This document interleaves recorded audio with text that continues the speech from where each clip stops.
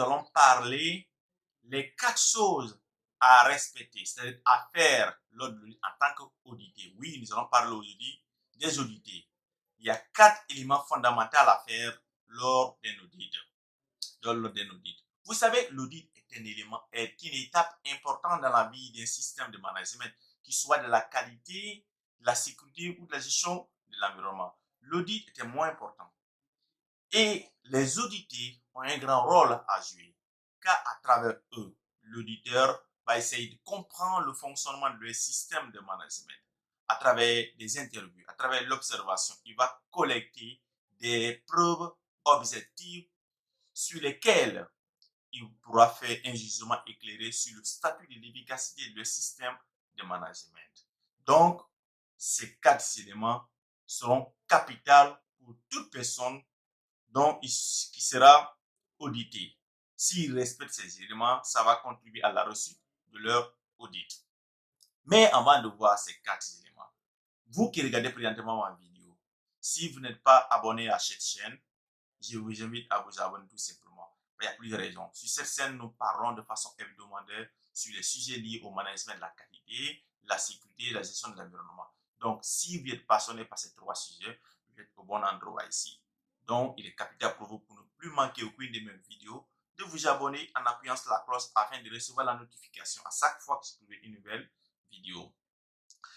Le premier élément à faire en tant qu'audité, c'est d'écouter attentivement lors de l'audit.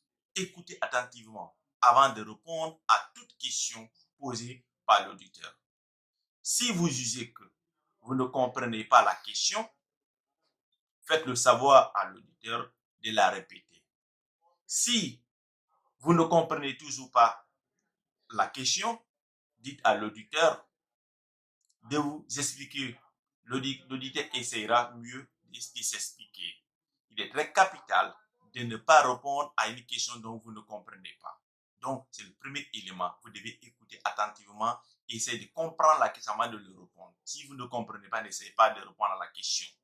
Deuxième élément, vous ne devez pas dire parfois je.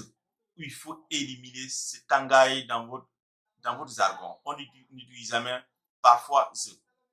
Lorsque vous faites des choses différemment, en raison des circonstances différentes, vous devez expliquer que quand il y a telle situation, je fais ceci. Quand il y a tel événement, c'est comme ça que ça se passe. Vous devez expliquer de façon précise et spécifique. Vous ne devez pas aller de coq à l'âne. Donc, si l'auditeur vous pose la question, par exemple, comment gérez-vous en cas de non-conformité? Vous ne devez pas dire parfois je fais ça, non. Vous devez expliquer carrément. Lorsqu'il y a non-conformité, c'est comme ça qu'on procède. Voilà, on procède. C'est ça la question. Évitez de dire parfois je. Non. Ça, c'est le deuxième élément à éviter. Donc, le troisième élément, vous devez dire toujours la vérité. N'essayez pas de casser quelque chose. Vous pouvez penser, par exemple, vous aider quelqu'un en cassant des choses, mais ce n'est pas le cas. Le mensonge détruit la confiance. Le mensonge détruit la confiance. Tout comme dans un mariage, si l'un des époux ment à l'autre et que l'autre découvre, la relation est en danger. Et le mensonge peut détruire l'audit. Ça, c'est le troisième élément. Vous devez toujours dire la vérité. Le quatrième élément, soyez patient. Lorsque l'auditeur vous pose des questions, attendez qu'il formule sa question avant de bondir. Même si vous comprenez déjà la question, vous devez être attentif et vous devez être patient avant qu'il explique clairement le contour de sa question avant de bondir. Donc, c'est ces 4 éléments fondamentaux. Vous devez avoir une écoute attentive avant de répondre à une question.